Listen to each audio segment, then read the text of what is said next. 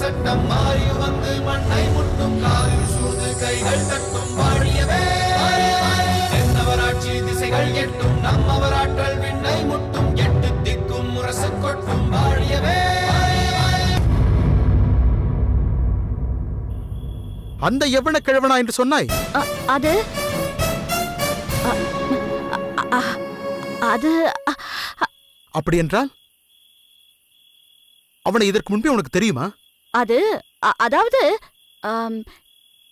எவனாக இருந்த கிழவனா? அது தாமரை வழிமறித்தது ஒரு கிழவனா? அவனா அப்படி செய்தான் என்பதை தான் நான் கேட்டேன். நீ சொன்னதை பார்த்தால் அவனை உனக்கு தெரியுமோ என்று நினைத்தேன்.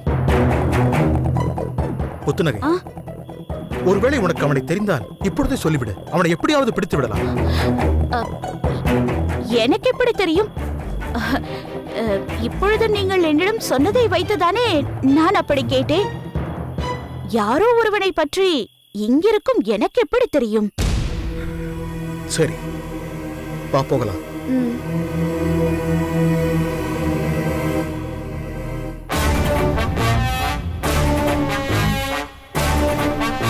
புத்திரகை,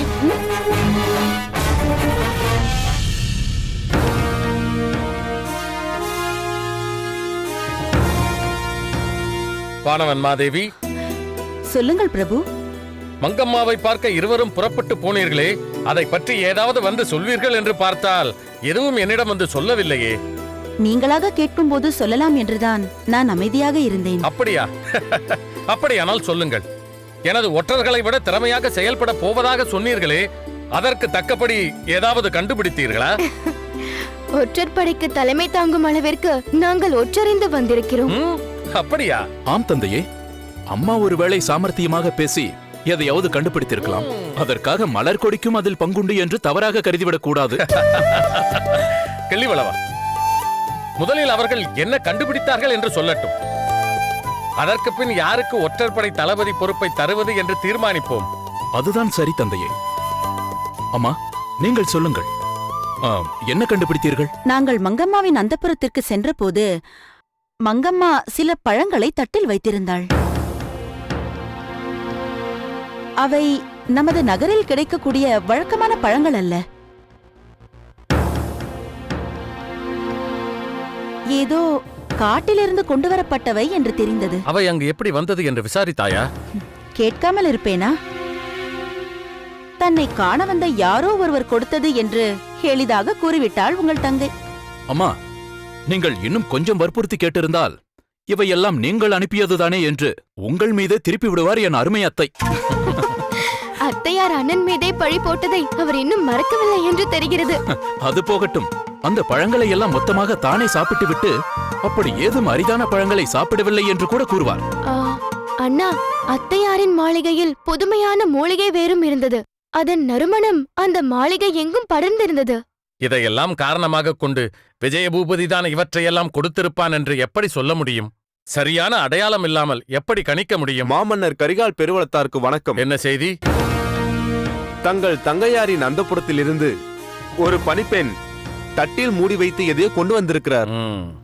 உள்ளே அனுப்பு. ஆகட்டும் மன்னவா. பிரபு, மங்கம்மாவிடம் பழங்களையும் மூலிகை வேறையும் பற்றி கேட்டபோது அவற்றை தானே கொடுத்து அனுப்புகிறேன் என்றாள். ஆனால் அவற்றை அனுப்பாமல் ஏதேனும் காரணம் சொல்லி தப்பித்து விடுவாளோ என்றுதான் நினைத்தேன். ஆனால் எப்படியோ கொடுத்து அனுப்பிவிட்டாள். சற்று பொறுங்கள்.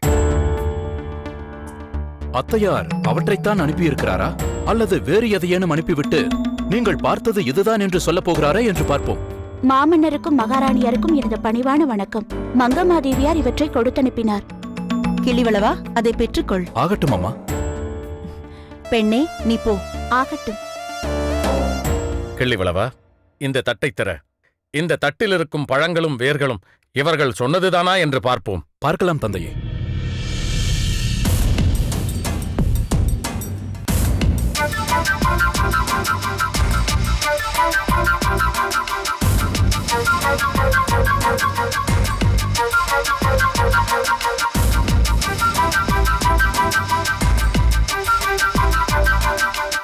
பிரபு, ஆச்சரியம்தான்.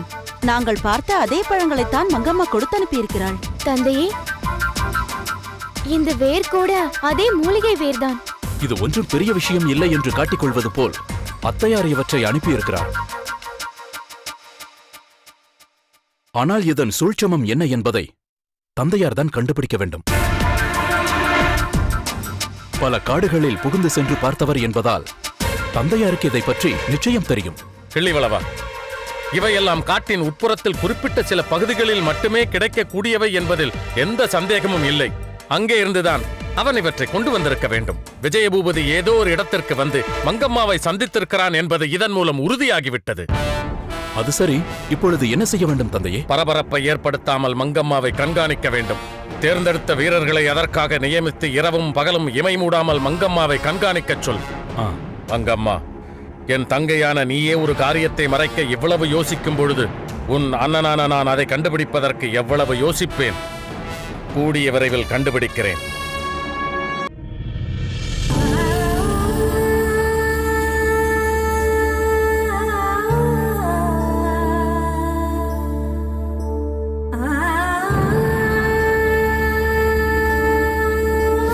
தமிழ் புலவர் கூட்டத்திற்கே அவமான சின்னமாக, அழிக்க முடியாத களங்கமாக நீங்கள் மாறிவிட்டீர்கள்.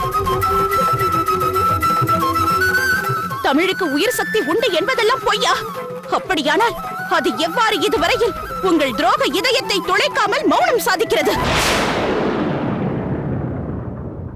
சோழ நாட்டின் நலனை தவிர வேறு எதுவும் பெரிதல்ல என்று பாடுபட்டுக் கொண்டிருக்கும் இந்த முத்துநகையின் தந்தை ஒரு துரோகி. சோழ மண்டலத்தை பகைவனுக்கு காட்டிக் கொடுக்கும் நீங்கள் ஒரு பாவி. சோழ மன்னரின் உயிருக்கு உலை வைக்க புறப்பட்டிருக்கும் கயவர்களுக்கு துணை போகும் ஒரு இழிந்த பிறவி நீங்கள்.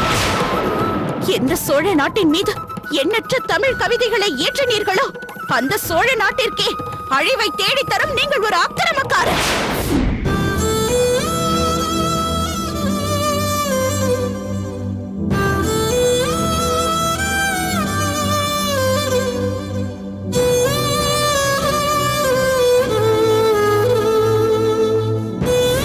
நம் தாமரையிடம் தவறாக நடந்து கொள்ள முயன்றவன் ஒரு கிழவனா, அதிலும் எவ்வளனாம். என்ன என்ன சொன்னீர்கள்? எவனனா? கிழவனா? தாமரையை வழிமறித்தது அந்த எவன கிழவனா?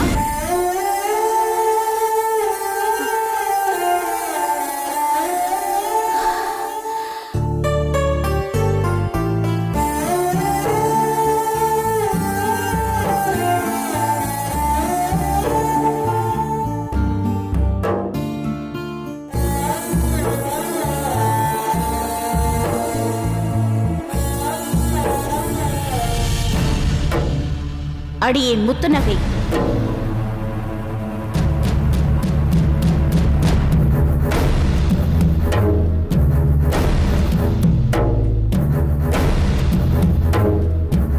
நீ எவ்வளவு பெரிய தவறு செய்திருக்கிறாய் என்பது இப்பொழுதாவது புரிகிறதா? ஒரு முத்திரை பதக்கத்தை பார்த்துவிட்டு அதை வைத்திருந்த யவனக்கிழவர்தான் இருங்கோவேள் என்று தீர்மானித்து உன் தந்தையையே தவறாக நினைத்து விட்டாயே. ஆனால் இப்பொழுது இருங்கோவேள் இங்கேயே இருக்கும் பொழுது அந்த யவனக்கிழவன் தாமரையிடம் தவறாக நடக்க துணிந்திருக்கிறான் என்றால் இருங்கோவேளுக்கும் யவனக்கிழவனுக்கும் எந்த சம்பந்தமும் இல்லை என்பது இப்பொழுதாவது தெளிவாக தெரிகிறது அல்லவா?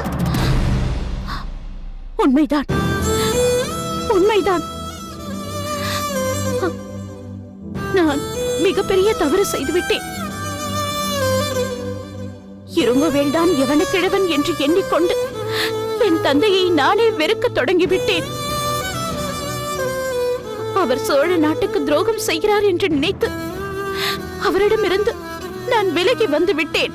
அது மட்டும்தானா? மன்னரிடமே உன் தந்தையை பற்றி நீ பேசவில்லையா? அந்த யவனக்கிழவனை காப்பாற்ற உன் தந்தை யவனக்கிழவன் வேடத்தில் வந்ததால் அவரை துரோகி என்று குற்றம் சாட்டி மன்னர் அவரை சிறையில் அடைக்கும்படி நீ செய்யவில்லையா? காலமெல்லாம் பாடுபட்டு வளர்த்த தந்தையை காராகிரகத்தில் அடைக்கும்படி செய்தவள் நீ. எந்த மன்னரிடம் உனக்கு வேல் பயிற்சியும் வாழ் பயிற்சியும் கற்றுத்தர உன் அப்பா உனக்கு ஏற்பாடு செய்து தந்தாரோ அந்த மன்னரிடமே அவர் மீது பழி சுமத்தி கொடுஞ்சிறையில் அடைக்கும்படி செய்தவள் நீ. உன் அப்பா உன்னை எவ்வளவு பாசத்தோடு வளர்த்தார். உனக்கு தாயில்லை என்ற குறையே உன் மனதில் தோன்றாதபடி தாய்க்கு தாயாக இருந்து உன்னை வளர்த்தாரே. வளர்த்த கிடா மார்பில் பாய்ந்தது என்று சொல்லும்படி நீ அவருக்கு பெரும் அவமானத்தை ஏற்படுத்தி விட்டாயே.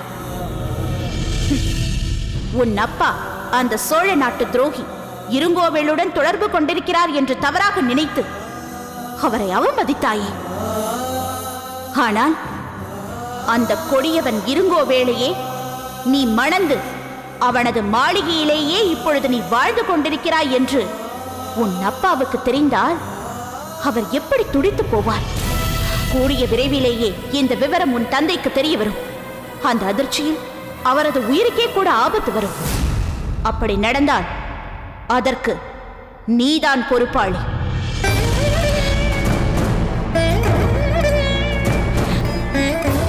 ஐயோ, நான் எதற்காக இப்படி செய்ய நேர்ந்தேன் என்பதை எப்படி என் அப்பாவிடம் விளக்குவேன்? நான் இருங்கோவேளிடம் எப்பொழுதோ என் கற்பை பறிகொடுத்து விட்டேன். என்று வேறு வழி இல்லாமல் அந்த இருங்கோவேளை மனது ஒரு புதிய நாடகத்திற்கு திட்டமிட்டுக் கொண்டிருக்கிறேன் என்பதை எப்படி அவரிடம் சொல்வேன்? அப்படியே நான் சொன்னாலும் இதையெல்லாம் அவர் எந்த அளவிற்கு சரி என்று நம்புவார்? ஐயோ, என் மகள் வாழ்வு இப்படி வீணாகிவிட்டதே என்று என் அப்பா கதறி துடிப்பாரே. அப்பா, அப்பா, உங்கள் மீது வீணாக கலங்கும் சுமத்திய இந்த மகளை மன்னித்து விடுங்கள் அப்பா, மன்னித்து விடுங்கள் அப்பா.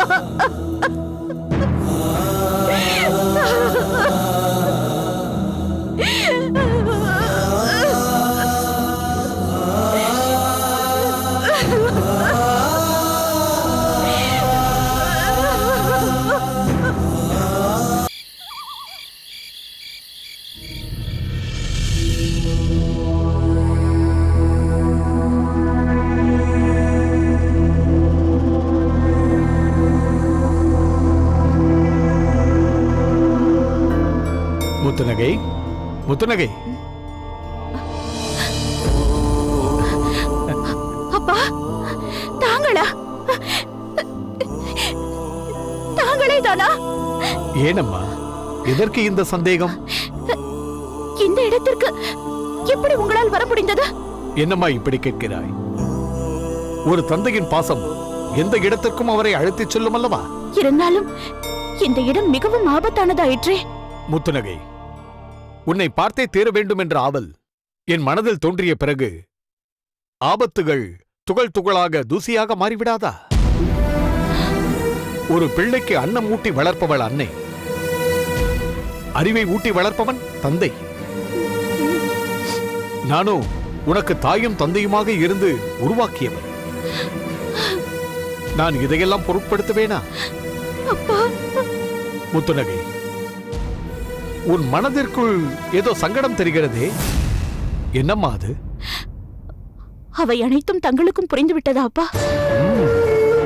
புரிந்ததால் தானே மகளின் மனத்துயரை மாற்ற வேண்டும் என்று இங்கு வந்தேன். அப்பா, நீங்களும் யவனக்கிழவரும் ஒரு நாள் பேசிக் கொண்டிருந்த பொழுது அவர் வெளியில் சென்றார். நீங்கள் அவரை வழியனுப்ப அவருடன் சென்றீர்கள். அப்பொழுது யவனக்கிழவர் அமர்ந்திருந்த இடத்தில் இருங்கோவேள் என்று பெயர் பொறிக்கப்பட்ட பதக்கம் ஒன்று கிடந்தது.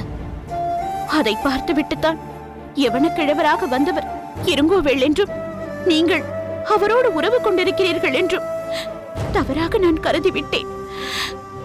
உங்களை எப்படியெல்லாம் புண்படுத்தி பேசிவிட்டேன். அதை நினைத்து நீ வருத்தப்பட வேண்டிய அவசியமே இல்லை அம்மா. சந்தர்ப்ப சூழ்நிலைகள் எப்படிப்பட்ட மாமனிதரையும் தவறாக நினைக்க செய்துவிடும். மிக உயர்ந்த பண்பாளர்கள் கூட குற்றவாளிகள் என கருதப்பட்டு கொலைக்களத்தில் பலியிடப்பட்டிருக்கிறார்கள். பிறகுதான் அவர்கள் யார் என்பதை அறிந்து, ஐயோ, இத்தகைய உத்தமனை வீணாக கொன்றுவிட்டோமே என்று வருந்தி இருக்கிறார்கள். ஆமா, அப்படித்தான் உத்தமமான தங்கள் மீது பழி சுமத்தி சிறைச்சாலையில் அடைத்து வைக்கும்படி செய்துவிட்டேன். அதனால் என்னம்மா, அந்த சிறைச்சாலை எனக்கு என் கவிதைகளை உருவாக்கும் கல்விச்சாலையாகத்தான் இருந்தது. மாமன்னர் எனக்கு வேண்டிய அனைத்தையும் வழங்க வேண்டும் என்று ஆணையிட்டதை நீதான் அருகிலிருந்து கேட்டுக்கொண்டிருந்தாயே. அதன்படி எனக்கு வேண்டிய ஏடும் எழுத்தாணியும் வழங்கப்பட்டதால் பல அரிய கவிதைகளை வடித்துக் கொண்டிருந்தேன். இல்லத்தில் இருந்திருந்தால் கூட இந்த அளவிற்கு கவிதை வடித்திருக்க முடியாது. ஆஹா, தனக்கு தரப்பட்ட தண்டனையை கூட எவ்வளவு எளிதாக ஏற்றுக்கொண்டீர்கள். சத்துவ குணம் கொண்டவர்கள் எத்தகைய சூழ்நிலையிலும் தனது இயல்பான குணத்தை மாற்றிக்கொள்ள மாட்டார்கள். மறந்தும் பிறர் மீது பழி சுமத்த மாட்டார்கள் என்பதற்கு நீங்களே உதாரணம் அப்பா. நீயே இந்த அளவிற்கு என்னை உணர்ந்திருக்கும் போது நான் என் மகள் மீதா கோபம் கொள்வேன்? அவள் செயலையா தவறாக நினைப்பேன்? அதிலும் நீ ஏன் அப்படி நடந்து கொண்டாய் என்பது எனக்கு நன்றாக தெரியுமே. என்ன தெரிந்து கொண்டீர்கள்? சோழ மாமன்னர் கரிகால் பெருவளத்தாரிடம் கொண்ட மாறாத ராஜ விசுவாசத்தால் தான் நீ அப்படி நடந்து கொண்டாய் என்பது எனக்கு தெரியும். நம்முடைய தந்தை சோழ நாட்டின் மண்ணில் வாழ்ந்து கொண்டு, சோழ மன்னர் தந்தை இல்லத்தில் வாழ்ந்து கொண்டு, சோழ மன்னரே போற்றி புகழும் புலவராக, நம்பிக்கைக்குரிய நண்பராக இருந்து கொண்டு இப்படி செய்கிறாரே என்ற ஆத்திரத்தில் நீ அப்படி செய்துவிட்டாய் என்பதும் எனக்கு நன்றாக தெரியும் அம்மா. ஆனால் இப்பொழுது எனது நிலை என்னவென்று தெரிந்தால் நீங்கள் திகைத்து போவீர்கள் அப்பா. அப்பா, இருங்கோவேளுக்கு நீங்கள் நண்பராக இருக்கிறீர்கள் என்பதற்காகவே உங்களை வெறுத்த நான் இப்பொழுது இருங்கோவேளுக்கே மனைவியாகிவிட்டேன். அதில் ஒன்றும் தவறில்லை அம்மா. எங்கோ மலையில் தோன்றிய சின்னஞ்சிறு அருவி நதியாக பெருக்கெடுத்து கடலில் போய் சங்கமமாகிறதல்லவா? அப்படித்தான் ஒரு பெண்ணும் ஏதோ ஒரு இடத்தில் குழந்தையாக பிறந்து சிறுமியாக வளர்ந்து இளம் பருவத்தை அடைந்த பின் கணவன் என்கிற கடலில் சங்கமமாக வேண்டிய அவசியம் ஏற்படுகிறது. நீயும் அப்படித்தான் உனக்குரியவனை தேர்ந்தெடுத்துக் கொண்டாய். ஆனால் இவனை ஏன் மணந்து கொண்டாய் என்பதுதான் புரியவில்லை. சோழ நாட்டு பகைவனான இருங்கோவேளை ஏன் ஏற்க நேர்ந்தது என்பதை நீங்கள் அறிந்தால் அதிர்ச்சி அடைவீர்கள் அப்பா. வீரபாண்டி எனும் பெயரில் என்னுடன் பழகிய அவனை பாண்டிய நாட்டு வீரன் என்று நினைத்து என்னையே அவனுக்கு தந்து விட்டேன். அதனால்தான் போதும், நிறுத்து. இதுதான் காரணம் என்றால் இவ்வளவு இழிவான செயலை செய்தவளா என் மகள் என்ற திகைப்பு எனக்கு ஏற்படுகிறது. தமிழ் பண்பாட்டிற்கு மாறாக நடந்து கொள்ள நீ எப்படி துணிந்தாய்? திருமணத்திற்கு முன்பே ஒருவனிடம் தன்னை இழந்தவளா என் மகள் என்பதை என்னால் தாங்கிக் கொள்ள முடியவில்லை. இப்படிப்பட்ட உன்னை காணவா நான் இவ்வளவு தூரம் வந்தேன்? அப்பா, நான் என்ன... போதும், நிறுத்து. உன் முகத்தில் விழிப்பதே பாவம். நான் போகிறேன். அப்பா, அப்பா, அப்பா, நான் சொல்வதை கேளுங்கள். அப்பா,